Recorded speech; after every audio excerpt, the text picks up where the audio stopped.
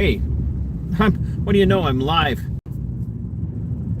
Wait, hell, hey, thanks for stopping by. I'm TC. This is Minnesota Black Robe Regiment MBRR Pod. AVA, you don't get to be impatient because you don't show up on time for anything anymore. So you're fired. Hello, Teresa. I see you. See you there. Well, at least I see your name there. I don't know if you're still here, but yeah, thanks for tuning in. I gotta be honest. Lately, the chat's been freezing, so I mean it's not all entirely bad for me. Sometimes I get distracted, but that's why I do the drive time dialectics anyway. Is because I just want to chat with you guys. Ask questions, be asked questions. But yeah, I hope everybody's well. I want to thank the Angry Vet, and I want to thank IMAV for being show producers. IMAV comes over from Subscribestar. Angry Vet's from here on YouTube. And then, of course, my Anonymous, who has been a big supporter in like just a massive way, and I can't thank that individual enough, but they asked to remain anonymous, so we're going to honor that. As all of you know, I do protect people when they say they want anonymity, and when they say they want to give me information but can't reveal their name, I will honor that. So yeah, boy, looks like godlight behind me. Now I know what it felt like when I was sitting behind people in my Traverse. But yeah,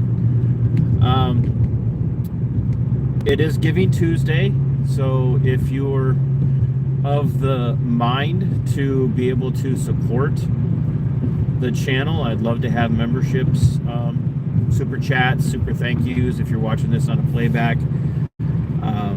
or if you would want to directly contribute to Mrs. TC's recovery from her heart attack from a few weeks ago. 3 weeks ago tomorrow, guys. I'm so thankful for modern medicine when it comes to cardiac care. Other parts of it, not so much, but yeah, the cardiac care especially. So if you want to support Mrs. Minnesota, the link to her Give Send Go will be there. Just keep in mind, we are continuing to raise the amount that we are trying to get funded, just because the bills are just coming in. And 1 2-day stay, and she was in for longer than 2 days, but we got a bill for 1 2-day period, and it was nearly $20,000.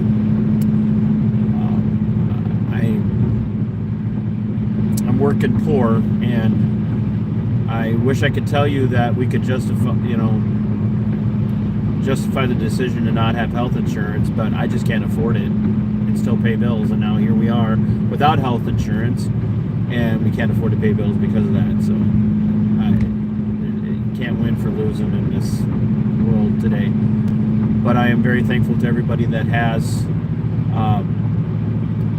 tuned in and decided to give, both in thoughts, prayers, warm feelings, and I'm also thankful for everybody who has, of course, actually donated. And so it's Giving Tuesday, and if you see this and you can help, you can find the link, and we'll be more than happy to share those out. So, like I said, the chat's not been working lately, so if you guys are chatting, I can't see, and I don't know, maybe that's for the better. So I will have to watch it back on replay, and then comment to whatever it is you might be asking. So I don't know what to tell you. As many of you know, Chase was sentenced to, and I got the number wrong. It was 51 months instead of 54. I was told 51, and I got the number wrong. But Chase was sentenced to 51 months, and as we've gotten more details on that, what it broke down to is he was on trial for 3 different things. He was on trial for 2 DUIs, which I do not condone, and Chase knows that. I read him the riot act when he told me that he got the DUIs. But then he was on trial as well for the alleged stalking and assault of Richard Paquin from Owatonna, who was the convicted child molester, convicted individual who likes to do things with people who are under the age of consent in the state of Minnesota. And it does things like give them illegal drugs, and anybody under the age of 18, when an adult that's not their parents shares substances with them, it to me is illegal. And I'm a libertarian, so, but yeah, I think applying kids with any kind of substance to get them to be compliant to what you would like to do to them is disgusting and nasty, and you need to be called out for that kind of behavior. So yeah, so Chase was given a 51-month sentence for the DUIs. One of them was 48, one was 51, but the judge still gave him 48 months for the stuff related to the sting that he did where he caught Richard Paquin from Owatonna, and a level 3 sex offender. And somebody who's close to Chase, a family member, if you will, took great exception to my commentary yesterday about what was done to Chase, and basically called me a vigilante, and jumped me and said that I was wrong, and that basically said that Chase got what he deserved. And then also claimed that Julia got what she deserved. And just so you guys are aware, Judge Daly gave Julia 30 days, a month, gave her a month in jail for calling her a fucking bitch. Now, courtroom etiquette and all that, be what it is. Yes, you should maintain your, manners, mind your P's and Q's in court. And I'm going to get to that part of it, but I guess what I want people to understand is that, yeah, Chase was wrong for the DUIs. I'm not one of those that says, well, it can happen to anybody. In one sense, it can happen to anybody. As we've seen, law enforcement in the United States has now developed a reputation for wrongfully arresting, charging, and convicting people when there was no evidence that they had a DUI. So I don't know how they do that, but, check in with Here's the Deal. He's got Brian over there at Here's the Deal's got a ton of information about just corrupt agency after corrupt agency wrongfully accusing and arresting people for DUI and getting convictions on it. But that aside, you don't use a substance and drive. Bad form, don't do it. The struggle that we're having is that we know for a fact, if you go back and you listen to the other stories that I've done, videos that I've done about this, Mark Ostrom had an erection for Chase. He hated Chase. We know he hated Chase. He made it clear in his public comments. Go to Rochester, Minnesota news sources. Type in Chase Johnston, Mark Ostrom, vigilante comments. Type all that stuff in. And Ostrom hated Chase. Now, prior to Chase busting Deputy Matt Adamson, Mark Ostrom didn't really know Chase from Adam. He was just another guy that his office had prosecuted in the past. So the reality is that while we may never be able to prove it, we all know that Chase was persona non grata because he embarrassed the Olmsted County Sheriff's Office. In particular, he embarrassed Sheriff Kevin Torgerson, who did nothing about Deputy Matt Adamson when he was made aware. He embarrassed the Rochester, Minnesota Police Department, and in particular Chief Jim Franklin, because they did nothing when they were given the evidence of Matt Adamson's activities. The Olmsted County Attorney's Office and the Olmsted County Attorney Mark Ostrom were embarrassed because they did nothing about Adamson when he got busted by Chase the first time, all over some technical concerns, which I can understand to some degree, but they got caught out, and it looks really bad for them when Chase had evidence that he used in Dodge County, one county over, to bust a predator. And the sheriff there used that evidence to charge and see prosecuted a predator who was seeking to meet with children under the age of 16 for pleasure. And now another story just broke today of another private group of citizens who have done the same thing and have turned that over to police. And the police in Chaska, Minnesota, are using that information to prosecute someone from just this weekend. So the reality is people turn in evidence of crimes all the time.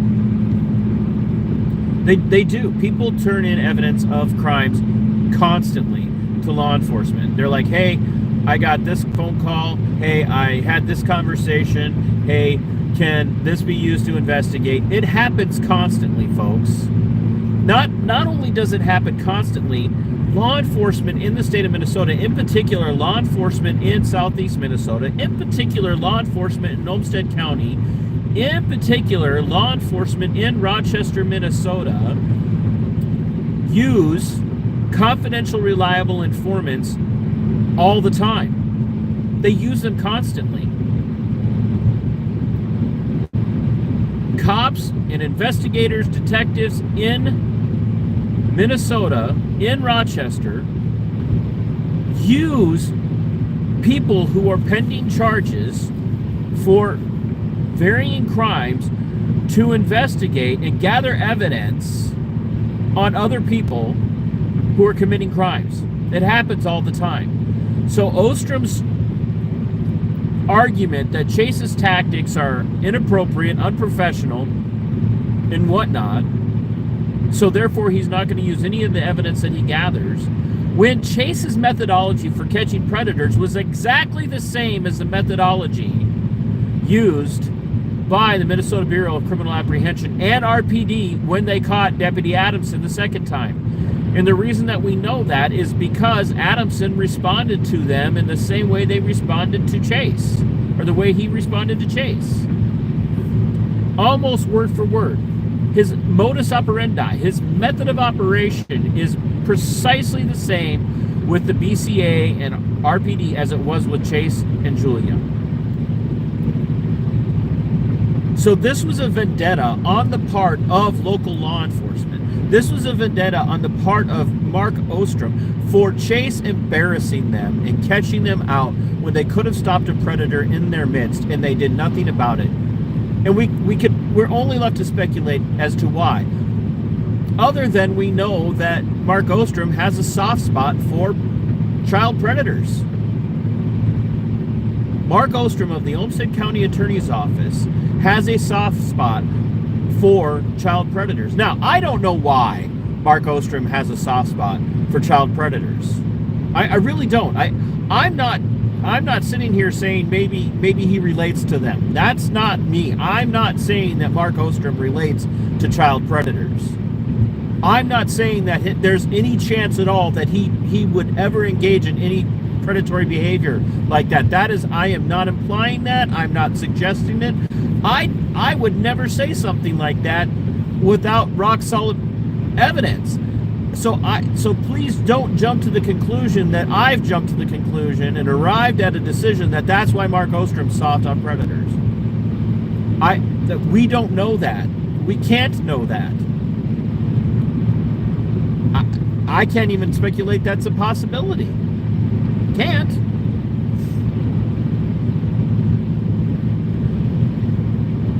So all I would say is that we know he's soft on predators, saying so much as, these guys they shouldn't be in jail or prison for 5-10 years or more. They need that's not good enough in treatment. And sometimes they go to prison and they get out and they haven't they're not changed, they're not reformed, they're not cured their problems. So what I want them to be in treatment. I am opposed to capital punishment by and large. So, I can understand wanting to,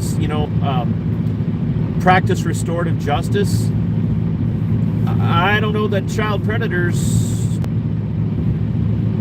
can experience restorative justice. What we've learned is that most of them reoffend, which is why they get put on, level 3 predatory offenders registry lists, like, the guy from Owatonna in Paquin who was trying to meet with Chase. But there again, Ostrom does have a soft spot for child predators. He really does. He has a soft spot for them. Despises self-defense, by the way, and I'm working with a family who's been on the receiving end of that. Self-defense shooting, boy, that'll get you, a massive amount of time in prison under Ostrom's prosecutorial powers. But child offenders, CSA, is, these people need help. They need help. But there's also something to be said for, Judge Daly. And, folks, stay tuned. We're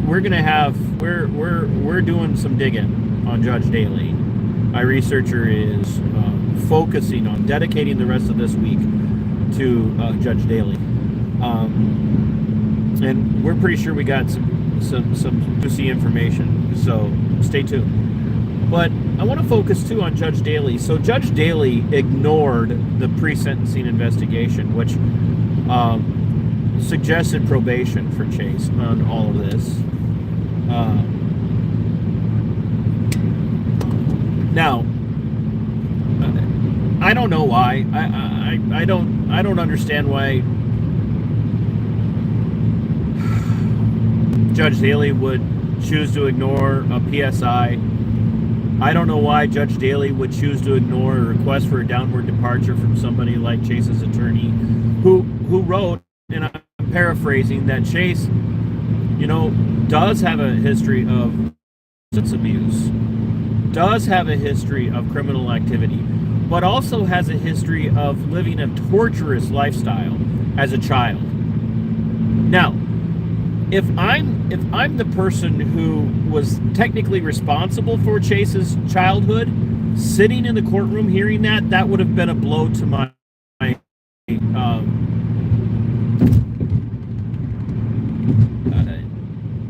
ego. I can understand how that would hurt. I struggle with how I raised my kids, and my kids did not grow up in a divided home. So I struggle with that. So I can't imagine how it would feel to hear that the defense attorney states that, like, Chase lived a tortured lifestyle, a tortured childhood. That had to have hurt. I don't know if the shoe fits.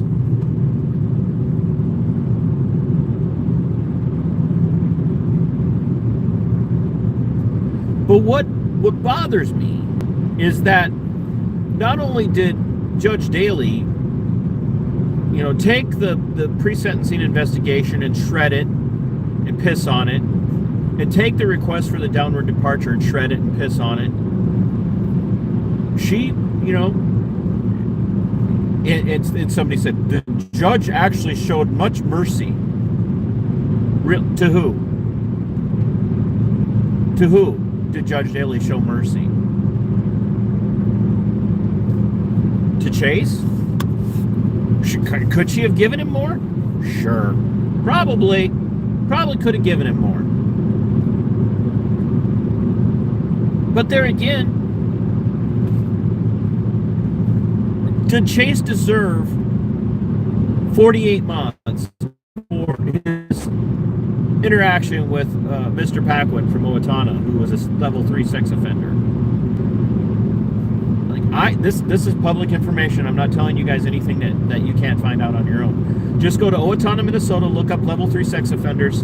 You will see all the information that will lead you to court cases and all that. So this is public information. Nobody's entitled to privacy when it comes to that. If you live in Owatonna, these are the things that you should be aware of. That's why we have sex predator registries, so that people can be aware of these things.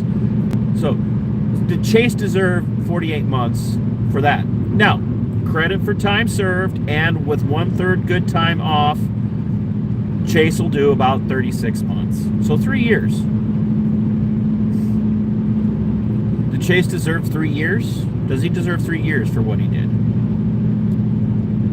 Who was harmed? Was there an actual victim? Or did Chase prevent somebody from being victimized?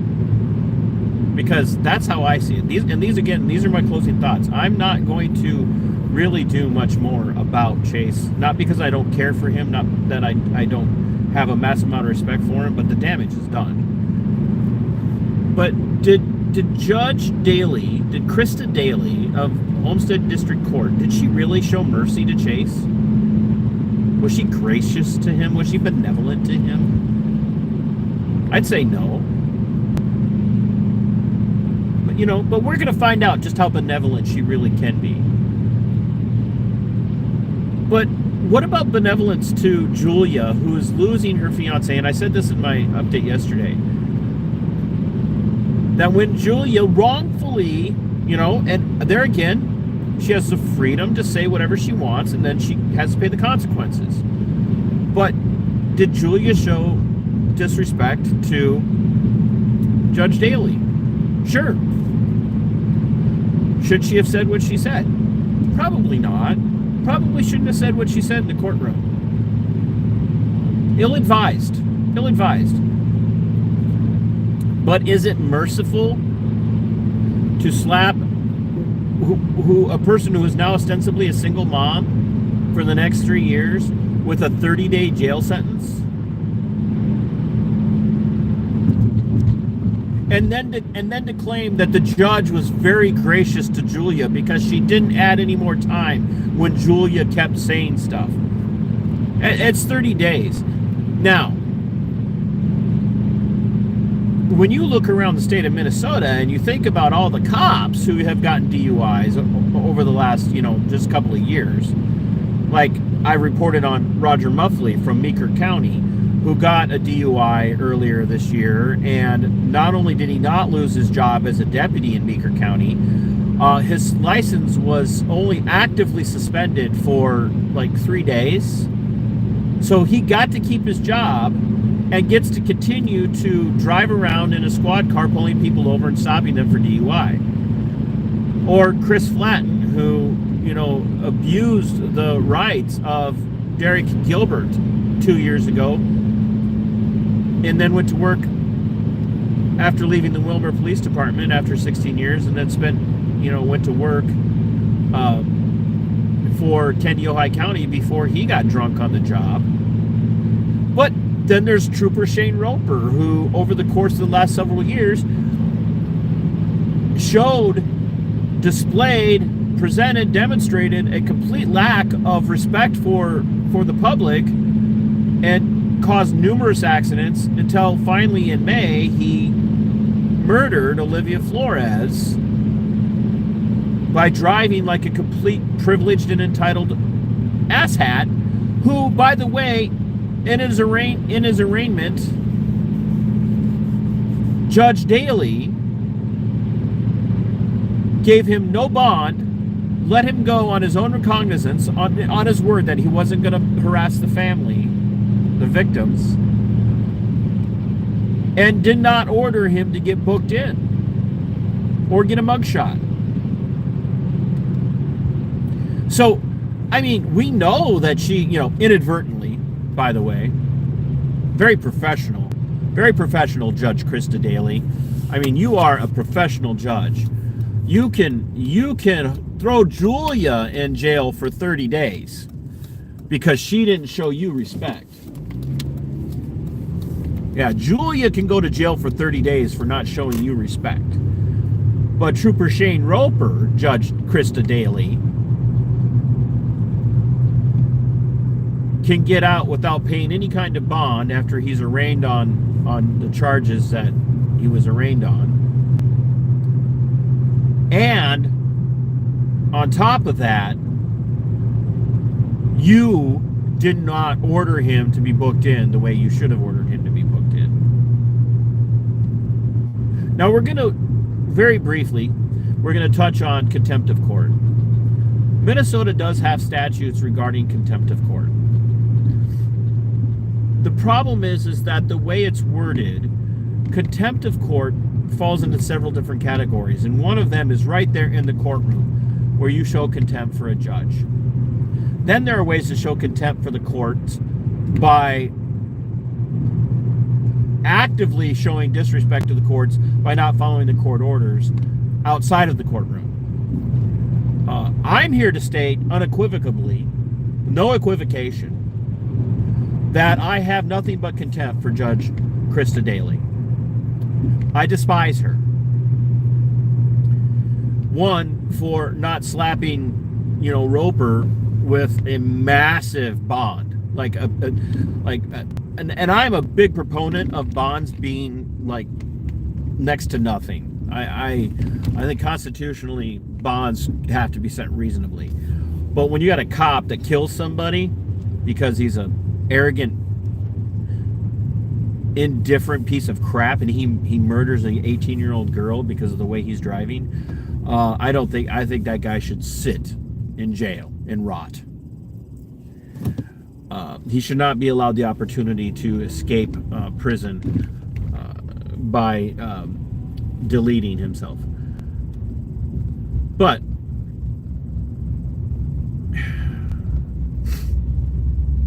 I have a massive amount of contempt for a woman who would take a grieving mother, a grieving partner who's losing their fiance for the next 3 years. So let's just say 3 years. For the next 3 years, she's losing her fiance. She's losing her rock. And she lashes out. So yes, I have a lot of contempt for you, Krista Daly. I think you are a waste.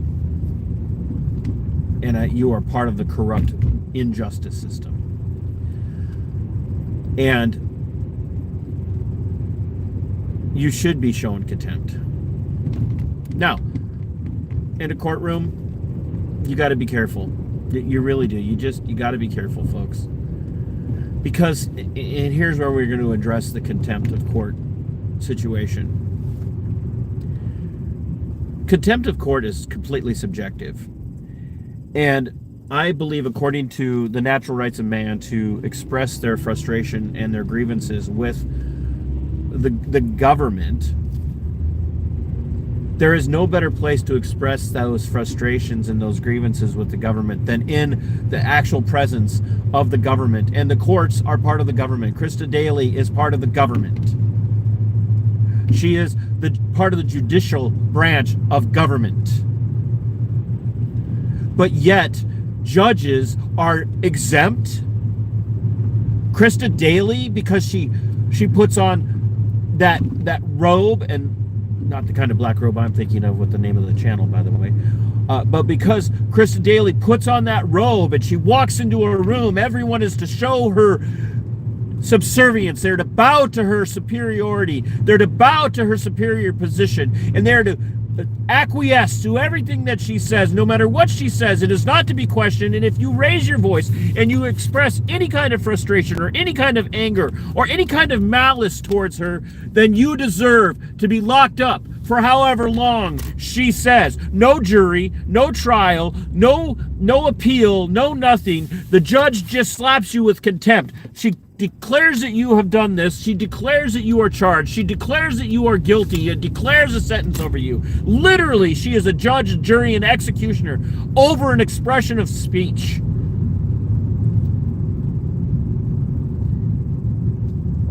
Simply by putting on that robe, that bitch deserves respect. Yes, that's what I said. That bitch. She simply deserves respect because she puts that robe on and she walks into that room, and therefore you cannot question her. You cannot push back on her. You cannot say how you really feel about her in the moment. She is a public servant. But instead, they treat her, we treat judges, we treat the Krista Dalys of the world, we treat them like they are the high priest of religion. And they are. Judges are the high priests of the religion of statism. Contempt of court charges are the way that we are taught that judges are to be treated with an air of respect over their position of priestly superiority over you. Now, am I advocating for you walking into a courtroom and making an ass of yourself? No, because you're not going to win.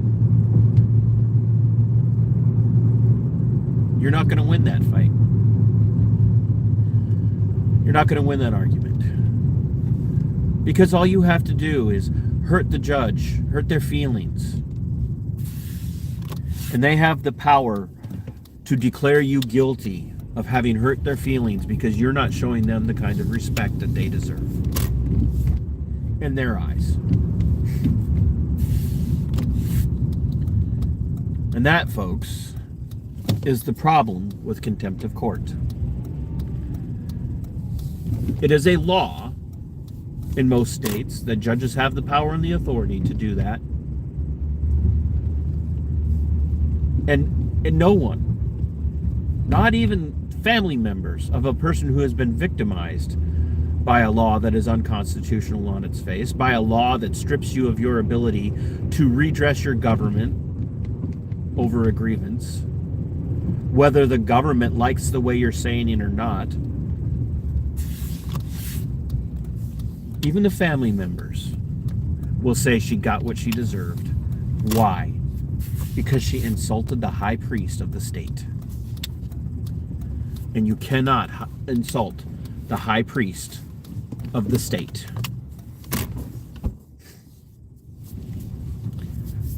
Because the high priest of the state cannot be demeaned. Because if you do that, then we may lose control of everything. And if we lose control of everything, then we have lost control of the people. And if we lose control of the people, we lose control of the state. So no, I don't have any respect for Judge Krista Daly. I despise her. I have nothing but contempt for her. And I have nothing but contempt for contempt of court laws.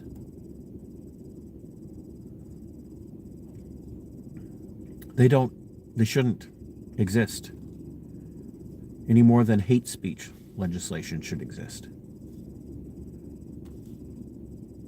Once again, I'm not advocating for going in and making an ass out of yourself in a courtroom. It's never going to end well for you. But if we cannot tell a person that we despise a decision that they made in a way that is vocal and heart-wrenching and gut-wrenching and felt from the very core of our being, then does the natural right of man to redress his government with his speech, does it exist? And how can a judge crack down on you in a courtroom? And how can you expect that they will not crack down on you outside of a courtroom? We're not done covering Judge Krista Daly. We're going to be talking about her more. And please, everybody understand, I'm an advocate for peace. I'm an advocate for the non-aggression principle. I do not believe that anybody should ever be advocating for any kind of threats or harm or anything to come to another person. So don't ever take anything that I'm saying as that. But I do believe in telling the truth of people, even if it hurts them or exposes them for being hypocrites. There are way too many people out there that are willing to do violence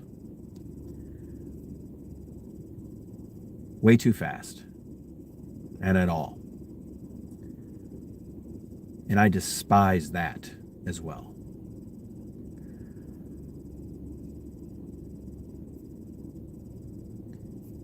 They're human beings. Underneath their government uniform, underneath all of that, they are human beings, and we should respect their life. But I do not respect their authority.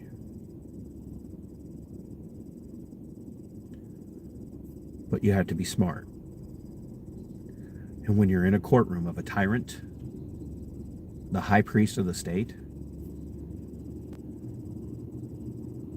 you find a way to vocalize your discontent in a way that does not get you punished for questioning the tyranny of a tyrant. Sorry that I can't see you guys' comments, and if anybody's been, asking questions, I literally can't see them. So until next time, my friends, I appreciate everything everybody's done. And be prepared to reach out to Julia when she gets out.